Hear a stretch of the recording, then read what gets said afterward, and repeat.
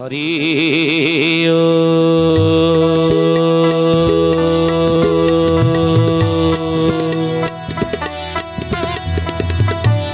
ओम भूर्भुवः स्वः तत्सवितुर्वरेण्यं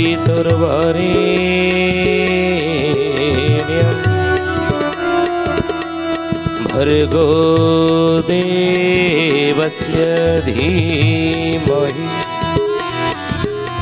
धियो यो नः प्रचोदयात्।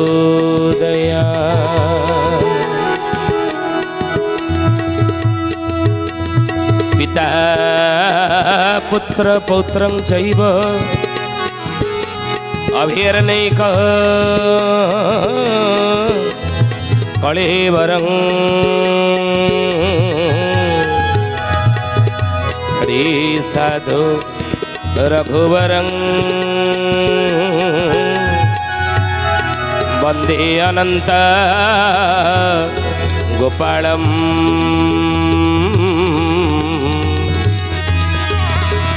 वन्दे अनंत गोपालं।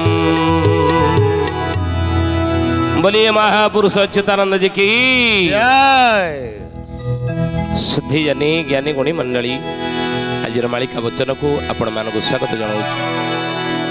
आज मालिका वचन रे आम आलोचना करिया जाऊँ।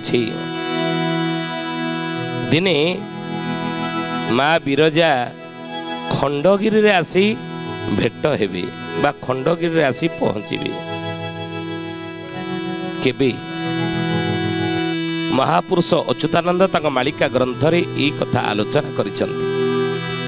महापुरुष अच्युत कहू कौ दिन कहले कहले बाबू रे ए दिने अष्टचंडी माने सबू देवी देवता माने सबू आस्थान छाड़ी देबे। जो जो आस्थान सब देवी देवता माने सब पूजा पाउछन ना कलिजुग शेष से आस्थान मान सब छाड़े। ग्राम देवती माने देवी देवता माने आस्थान सब छाड़ी देवे। आ जानिछ दिने देवी माँ बिरजा आसी खंडगिरी रे मिलिबे, खंडगिरी पहुँचबे। गुरुदेव से कथा टे कहत अष्टचंडी मानक भितरे देवी मानक भितरे माँ बिरजा होउछन ज्येष्ठ कहले बड़ बड़ जी से समस्त को बुझेइब नहीं से संभालिब सब परिस्थिति की संभालिब सब परिस्थिति की सामना करिब सब परिस्थिति की संभाली नेब। किंतु देवी वीर इमिति कलिर प्रादुर्भाव इमिति कौन हम जे कलिजुगर लोकचरित्र इमिति केते कलुषित हेब जे कलिजुगर इमिति कौन अघटन मान घटब जे कि देवी बिरजा बाध्य होगी आस्थान छाड़ी आसी खंडगिरी पहुँचे भुवनेश्वर खंडगिरी से बुझे कहूना केबे आसी पहुँचे खंडगिरी ये कथा आज आम आलोचना करुचे नहीं। महापुरुष कहले कहले बाबू रे विंशरे अंक बाबो चतुर्दशी दिन बाबो चतुर्दशी दिन बिरजा मिलिबे खंड गिरीर भुवन खंडगिरीर भुवन विंशरे विंश कले 20 रे कले 27 बुझिले 20 27 केते हला 47 अंक चतुर्दशी दिन चतुर्दशी से दिन होइतिबो। आ बिरजा मिलिबे आसी खंडगिरीर भुवन सुश्री कन्या रूपे जाता होइथिबे सेही जात होइथिबे सेही भैरवी मूर्ति धरी डाक देवे ताही बाबो डाक देवे ताही। बाबू रे सुश्री कन्या रूपे जात होइथिबे तही से देवी देवता माने सब मानवी शरीर रे मध्य जन्म हेबे बोली महापुरुष मालिकार लिखिछन। आमे कहूनु हे ज्ञानी गुणी मंडली ये आमर नुह पंचसखा मानकर मालिका आमे आलोचना करुचे। अच्युतानंद लिखिछन्ती देवी कलार दैवी कलार अनेक जन्म होइथिबे दैवी कलार कलिजुग शेष रे अनेक जन्म होइथिबे। मन रखते कथा छोट बेलू जड़े जदि गीता पाठ कर दउची जो बयस पिला माँ बापा टे भले से डाकी पार ना से बयस अनेक पिला अच्छा जन्मरू गीता श्लोक कंठस्थ कर दौरान ଗୀତା ବୋଲି ପାରୁଛନ୍ତି, ଅନେକ ଜ୍ଞାନର କଥା କହିପାରୁଛନ୍ତି, ଦେଶ ବିଦେଶର କଥା କହିପାରୁଛନ୍ତି, ଆଜକୁ 500 ବର୍ଷ ତଳ ଘଟଣାବଳୀକି ଯେଉଁମାନେ କହିପାରୁଛନ୍ତି, ଯେଉଁମାନେ ପୂର୍ବ ଜନ୍ମଗୁଡ଼ିକ କହିପାରୁଛନ୍ତି, ଯେଉଁମାନେ ଭବିଷ୍ୟତର କଥା କହିପାରୁଛନ୍ତି, ଅନେକ ପିଲା ଅଛନ୍ତି। ତେଣୁ ମହାପୁରୁଷ କହୁଛନ୍ତି ଏମାନେ ହେଲେ କି ନା ଦେବୀ ଦେବତା ମାନେ, ବୁଝିଲେ? ଏଭଳି ଦେବୀ ଦେବତାଙ୍କର ଅଂଶ ନେଇ କଳିଯୁଗରେ ଅନେକ ଏଭଳି ଜନ୍ମ ହେଇଥିବେ ସଂସାର। ଦୈବୀ କଳାରେ ଦେବୀ ଦେବତାଙ୍କ କଳାରେ ଅନେକ ସନ୍ତାନ ମାନେ କଳିଯୁଗରେ ଜନ୍ମ ହେଇଥିବେ। ତେଣୁ କହିଲେ ସୁଶ୍ରୀ କନ୍ୟା ରୂପେ ଜାତ ହୋଇଥିବେ ସେଇ ଦେବୀ ବିରଜା। ଦେବୀ ବିରଜା ସୁଶ୍ରୀ କନ୍ୟା ରୂପରେ ଜାତ ହେଇଥିବେ। ଭୈରବୀ ମୂର୍ତ୍ତି ଧରି ଡାକ ଦେବେ ତହିଁ, ଭୈରବୀ ମୂର୍ତ୍ତି ଧରି ଡାକ ଦେବେ ଦେବୀ ବିରଜା ଦିନେ। এই কথাକୁ ମହାପୁରୁଷ ହାଡ଼ିଦାସ ମଧ୍ୟ ମାଳିକାରେ ଲେଖିଛନ୍ତି। ଦିନେ ସଂସାରରେ ମନେ ରଖ ହେ ମୈତ୍ରେ, ଭୈରବୀ ଡାକ ଦେବଲୋ ବାଉଳ ଜାଣ ଏ ଅଳପ ଦିନେ, ମାଳିକା ବଚନ ନ ହୋଇବ ଆନ ଦେଖିବୁ ବେନି ନୟନେ।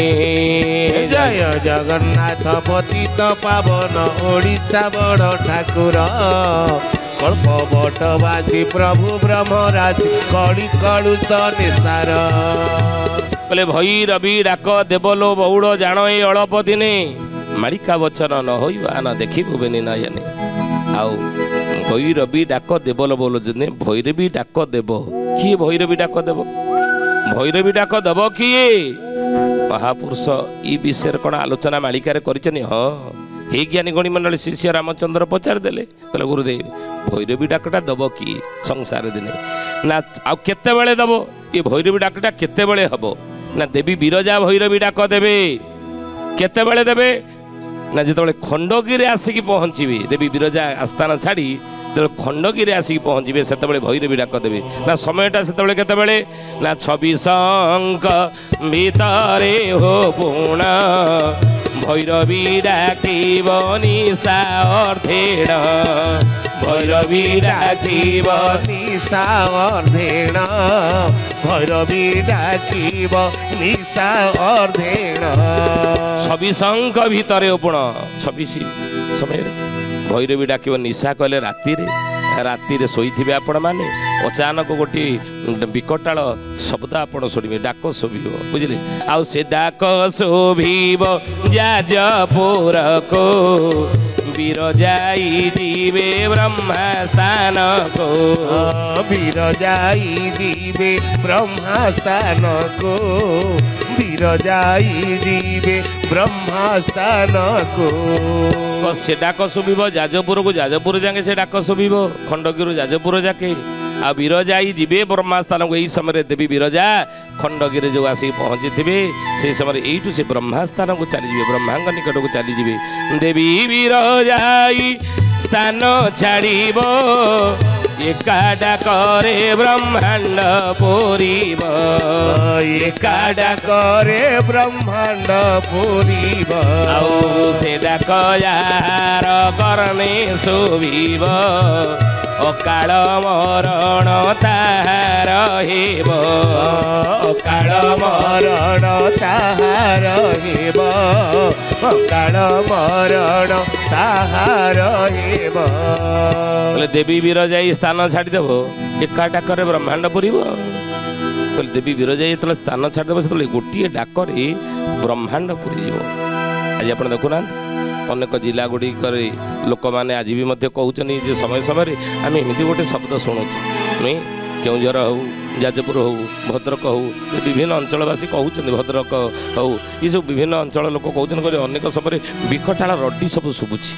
ଏ ରଡ଼ି ବିଷୟରେ ଅଚ୍ୟୁତାନନ୍ଦ ମାଳିକାରେ ଲେଖିଛନ୍ତି, କହିଲେ କଳିଯୁଗ ଶେଷରେ ଏଇଭଳି ବିକଟାଳ ରଡ଼ି ମାନ ଲୋକମାନେ ଶୁଣିବେ, ଆଉ ସେ ରଡ଼ି ଦେବୀ ବିରଜା ହିଁ ଦେବେ କଳିଯୁଗରେ ବୋଲି ମାଳିକାରେ ଲେଖିଦେଲେ। ଆଉ ସେ ଡାକ ଗୁଡ଼ିକ ଯାହା କାନରେ ବାଜିଯିବ ନା, ସେ ଡାକ ଯାହାର କର୍ଣ୍ଣେ ଶୁଭିବ, ଯାହା କାନରେ ଶୁଭିବ, ସମସ୍ତଙ୍କୁ ଶୁଭାଯିବ ନାହିଁ। ଯାହା କାନରେ ଶୁଭିବ ଅକାଳ ମରଣ ତାର ହବ, ତାର ଅକାଳରେ ମରଣ ହବ, ମହାପୁରୁଷ ଲେଖିଛନ୍ତି। ତେଣୁ ସେଇ କଥା ମହାପୁରୁଷ କହିଲେ, କହିଲେ ନିର୍ଘାତ ପଡ଼ିଲା ପ୍ରାୟ ଶବଦ ଶୁଭିବ ବାବୁ, ଶବଦ ଶୁଭିବ, ସେହି ଶବ୍ଦେ ମିଳେ ଶଙ୍କର ପ୍ରାଣ ଯେ ହରିବ ବାବୁ, ପ୍ରାଣ ଯେ ହରିବ। କ'ଣ ୟାର ଅର୍ଥ? बोलिए महापुरुष अच्युतानंद जी की जय। सुधीयानी ज्ञानी गुणी मंडली आज मालिका वचन आम आलोचना करुचे विषय कौन कहले कहले बाबूरे जे निर्घात पड़ा प्राय शब्द शुभ जितेबले देवी विरजा डाक देवी भैरवी डाक निर्घात पड़ा भाया लगे शुभ बोली लगे महापुरुष कहले आउ सही शब्द म्लेच्छंगर प्राण जे हर से शब्दटा का कान बाजिब समस्त को शुभाजिब ना मालिकार लिखाई समस्त को से शब्द शुभाजिब ना क्या कान शुभ क्या शुभाजिब ना म्लेच्छंकर कान से शब्द बाजिब पापींकर कान से शब्द बाजिब आदि बाजिला महापुरुष कहले अकाल मरण ताहार हेबो अकाल मृत्यु हेबो किंतु चेता भक्त चेतो थिबे ब्रह्म एकाक्षर बाबो ब्रह्म एकाक्षर भक्ति उदेबे जाई सप्तमंडल बाबो सप्तमंडल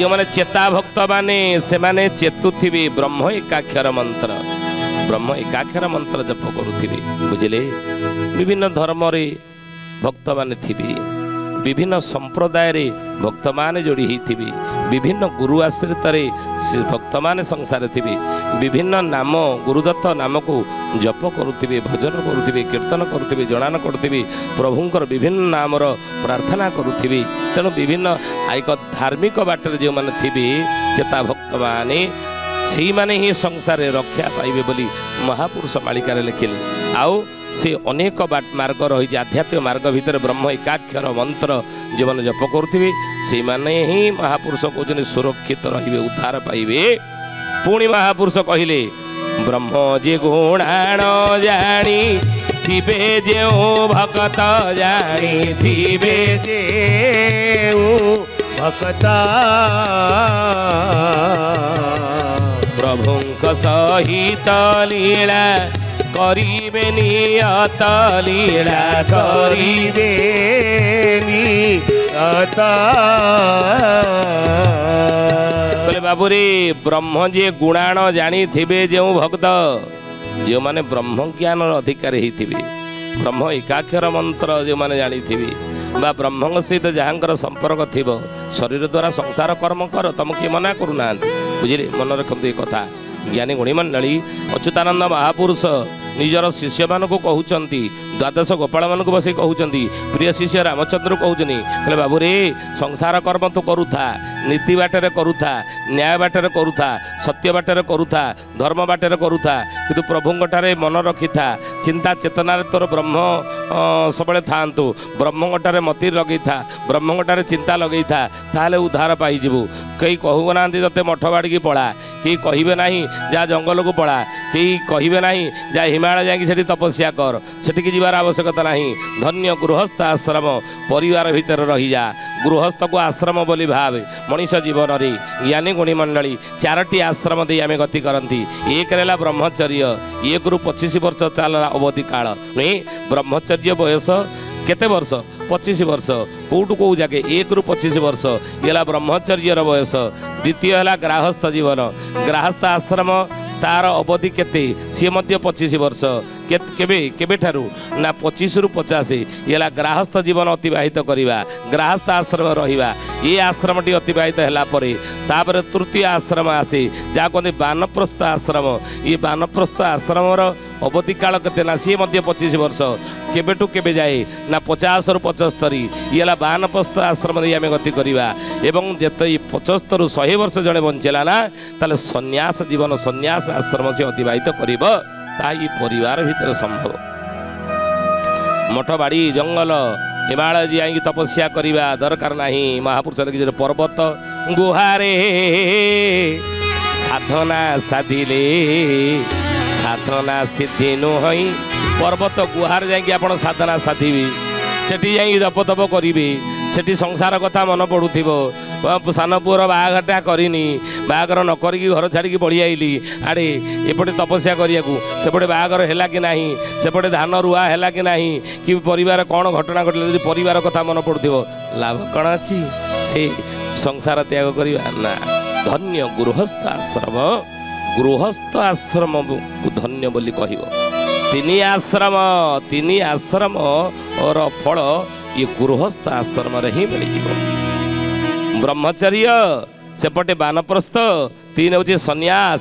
ଇଏ 3 ଆଶ୍ରମର ପୁଣ୍ୟ ଆପଣ ଗୃହସ୍ଥ ଆଶ୍ରମରେ ହିଁ ପାଇଯିବେ।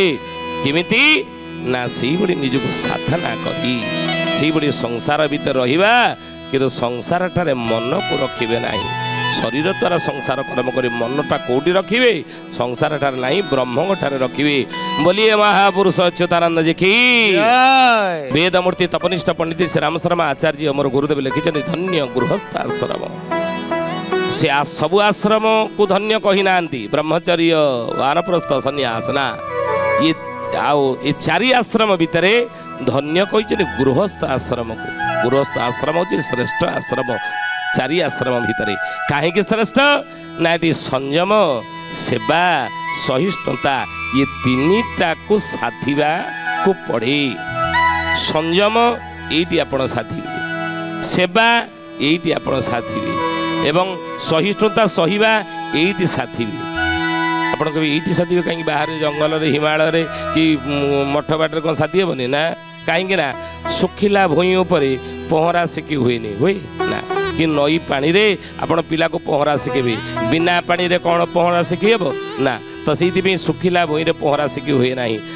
এই কথা মনে রাখন্তু। হে জ্ঞানী গুণী মণ্ডলী, অনুকূল বাতাবরণ থিব, সে অনুকূল বাতাবরণরে ভগবান রাম କ'ଣ କହିଥିଲେ? କ'ଣ କହିଲେ ଋଷିମୁନି ମାନଙ୍କୁ? ହେ ଋଷିମୁନି ମାନେ, ତମେ କହୁଛ ମୋତେ ଛାଡ଼ିକି ବଞ୍ଚିପାରିବ ନାହିଁ? ଏ ଦଣ୍ଡକାରଣ୍ୟରେ ତପସ୍ୟା କରୁଛ, ତମ ପାଖରେ ସ୍ତ୍ରୀ ନାହିଁ, ପିଲାଛୁଆ ନାହାନ୍ତି, ଘର ସଂସାର ଜଞ୍ଜାଳ କିଛି ନାହିଁ, ଆଉ କହୁଛ ମୋତେ ଛାଡ଼ିକି ତୁମେ ବଞ୍ଚିପାରିବନି, ତମକୁ ଆମେ ବହୁତ ଭଲ ପାଉ, ଛାଡ଼ିକି ରହିପାରିବୁନି? ଆରେ ନା ନା ନା ନା, ଭଲ ପାଇବାର ପରୀକ୍ଷା ସେମିତି ନିଆଯାଏ ନାହିଁ। ଏଠି ତମ ପାଖରେ ସ୍ତ୍ରୀ ନାହିଁ, ପିଲାଛୁଆ ତମର ନାହାନ୍ତି, ସଂସାର ଜଞ୍ଜାଳ ନାହିଁ, ଆଉ ଇଏ ଜଞ୍ଜାଳ ନାହିଁ ତ ତମେ ମୋ କଥା ହିଁ କେବଳ ଭାବିବ। କିନ୍ତୁ ସବୁ ଥିଲାବେଳେ ଯଦି ମୋ କଥା ଭାବିବ, ଜାଣିବ ଯେ ତୁମ ସାଧନା ହେଉଛି ଠିକ୍। ତେଣୁ ହେ ଜ୍ଞାନୀ ଗୁଣୀ ମଣ୍ଡଳୀ, ସବୁ ଥିଲା। ଦେଖନ୍ତୁ ଦ୍ୱାପର ଯୁଗରେ କୃଷ୍ଣ ଅବତାରରେ ଗୋପୀମାନେ ପାଖରେ ସବୁ ଥିଲା। ସ୍ୱାମୀ ଥିଲେ, ଶାଶୁ ଶ୍ୱଶୁର ଥିଲେ, ପିଲାଛୁଆ ଥିଲେ, ସଂସାର ଜଞ୍ଜାଳ ଥିଲା। ତା ଭିତରେ ଥାଇକି ପ୍ରଭୁଙ୍କୁ ମନେ ପକାଇ ଦୌଡ଼ିକି ପଳେଇ ଆଇଲେ, ନୁହେଁ ସଂସାର ଛାଡ଼ି ଦେଇକି। ତେଣୁ ସେଇ କଥା କହିଲେ ଯେ ଯେଉଁଠି ଜଙ୍ଗଲ, ମଠ ବାଡ଼ି, ସେଠି ତ କିଛି ନାହିଁ, ସେଠି କୌଣସି ଚିନ୍ତା ନାହିଁ, ସେଠି ଆପଣ ତପସ୍ୟା କରି ଧ୍ୟାନ ଲାଗିବ ନା। ବିଶ୍ୱର ବିପରୀତ ଦିଗରେ ଯିଏ ଯାଏ ପ୍ରକୃତରେ ହେଉଛି ସାଧକ, ପ୍ରକୃତ ହେଉଛି ଯୋଦ୍ଧା। ତେଣୁ ବିପରୀତ ଦିଗରେ ଯିବା, ପ୍ରତିକୂଳ ପରିସ୍ଥିତିରେ ଯିଏ ନିଜକୁ ସ୍ଥିତପ୍ରଜ୍ଞ ରଖିପାରିଲା ସିଏ ହେଉଛି ପ୍ରକୃତ ବ୍ରହ୍ମଚାରୀ, ପ୍ରକୃତ ଭକ୍ତ। ତେଣୁ ମହାପୁରୁଷ ସେଇ କଥା କହିଲେ, କଳିଯୁଗରେ ଯେଉଁମାନେ ଶରୀର ଦ୍ୱାରା ସଂସାର କର୍ମ କରି ମନକୁ ବ୍ରହ୍ମଙ୍କଠାରେ ସବୁବେଳେ ରଖିଥିବେ ନା, ସେଇମାନଙ୍କ କାନରେ ଏ ରଡ଼ି ପଡ଼ିବ ନାହିଁ, ଭୈରବୀ ରଡ଼ି, ସେଇମାନେ ରକ୍ଷା ପାଇଯିବେ ରେ ବାବା। ତେଣୁ ମହାପୁରୁଷ ସେଇ କଥା କହିଲେ, ବ୍ରହ୍ମ ଯେ ଗୁଣାଣ ଜାଣି ଥିବେ ଯେଉଁ ଭଗତ ଜାଣି ଥିବେ ଯେଉଁ ଭଗତ ପ୍ରଭୁଙ୍କ ସହିତ ଲୀଳା କରିବେ ନିୟତ ଲୀଳା କରିବେ ନିୟତ। ଯେଉଁମାନେ ବ୍ରହ୍ମ ଏକାକ୍ଷର ମନ୍ତ୍ର ଜପ କରୁଥିବେ, କି ବ୍ରହ୍ମଙ୍କଠାରେ ମନ ଥିବ, କି ବିଭିନ୍ନ ମନ୍ତ୍ର ସକାଳେ ସନ୍ଧ୍ୟାରେ ଜପ କରୁଥିବି, ହରେ କୃଷ୍ଣ ହରେ ରାମ କୁହନ୍ତୁ, ଓಂ ଭୂର୍ଭୁବ ସ୍ୱତତ୍ସ ବିତୁର୍ବରେଣ୍ୟମ୍ ଭର୍ଗୋ ଦେବସ୍ୟ ଧୀମହି ଧିୟୋ ନ ପ୍ରଚୋଦୟାତ୍। ଗାୟତ୍ରୀ ମନ୍ତ୍ର ହଉ, ମହାମୃତ୍ୟୁଞ୍ଜୟ ମନ୍ତ୍ର ହଉ, କୃଷ୍ଣ ମନ୍ତ୍ର ହଉ, ରାମ ତାରକ ମନ୍ତ୍ର ହଉ, ଏସବୁ ଜପ କରୁଥିବେ ନା। ମହାପୁରୁଷ କହିଲେ ବାବୁରେ ଆ ସେଇମାନେ ରକ୍ଷା ପାଇଯିବେ। ଆଉ ଯେଉଁ ଭକ୍ତ ଅଣାକ୍ଷର ତତ୍ଵ ଏକାକ୍ଷର ବାବୁ, ତତ୍ଵ ଏକାକ୍ଷର ଏକାକ୍ଷର ଆଦି ସର୍ବ ଅକ୍ଷର ଆବର ସର୍ବ ଅକ୍ଷର ଆବର। ଯେଉଁ ଭକ୍ତମାନେ ସଂସାର ଏକାକ୍ଷର ମନ୍ତ୍ର, ଅଣାକ୍ଷର ମନ୍ତ୍ର, ବିଭିନ୍ନ ପ୍ରକାର ମନ୍ତ୍ର, ୟାକୁ ଭଲ ଭାବରେ ମନ୍ତ୍ର ଉପରେ ସାଧିଥିବେ, ସାଧନା କରିକି ସିଦ୍ଧି ପ୍ରାପ୍ତ କରିଥିବେ, ମହାପୁରୁଷ କହିଲେ ସେଇମାନେ ଉଦ୍ଧାର ପାଇବେ, ରକ୍ଷା ପାଇବେ। ବୁଝିଲେ, ସେଇମାନେ ହିଁ ରକ୍ଷା ପାଇବେ। ନହେଲେ ତ ମହାପୁରୁଷ ଲେଖିଛନ୍ତି, ବାରଣା ଚାରଣା ହେବ ଗ୍ରାମ ଗୋଟି କରି ଭାଗ ପଡ଼ିବ ଯେ तही चंडी पाड़ी पड़ब सुजने जे तही चंडी पाळी पड़िब सुजने जे तही चंडी पाड़ी पड़ब सुजने नहले तो अच्युतानंद महापुरुष कहते चंडी पाड़ी पड़ब ये जो चंडी माँ विरजा अष्ट चंडी मान भितर होचन ज्येष्ठ बड़ तांक पाड़ी पड़ब बारणा चारणा करदेवी तेणु ब्रह्म एकाक्षर मंत्र अणाक्षर मंत्र बा महामृत्युंजय मंत्र गायत्री महामंत्र ये सब मंत्र जो माने परीक्षा देवे संसार रे महापुरुष कहले बाबू रे से माने ही एथर उद्धार पाइबे रक्षा पाइबे परीक्षा रे जे माने उत्तीर्ण हेबे से कथा मते महापुरुष लिखिछन मालिका रे सुंदर भाव रे बुझैछनी कहले बाबू रे परीक्षा बेଳ ये काहेकि ना मधु मासे पण पण परीक्षा होइब बाबू परीक्षा होइब पद्मे भक्तंक एही परीक्षा सरीब बाबू परीक्षा सरीब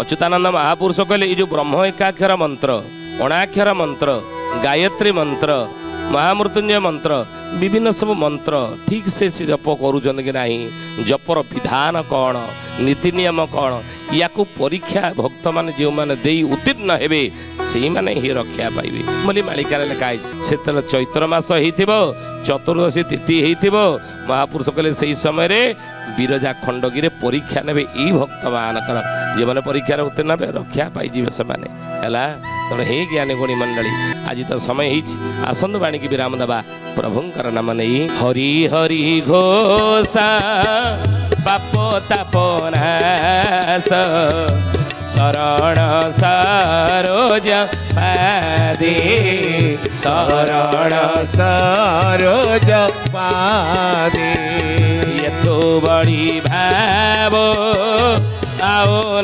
मिलिब न मिलन्ति हरिवेदे न मिलन्ति हरिवेदे हरि बोल हरि बोल हरि हरि बोल हरि बोल हरि बोल हरि हरि बोल केशव माधव गोविंद बोल केशव माधव गोविंद बोल राधे हरि बोल हरि बोल हरि हरि बोल हरि बोल हरि बोल हरि हरि बोल शुद्धिजनी ज्ञानी गुणी मंडली आज पे आसंतु बाणिके ठारे विराम दबा पुणी आसंता अध्याय भेट हेबा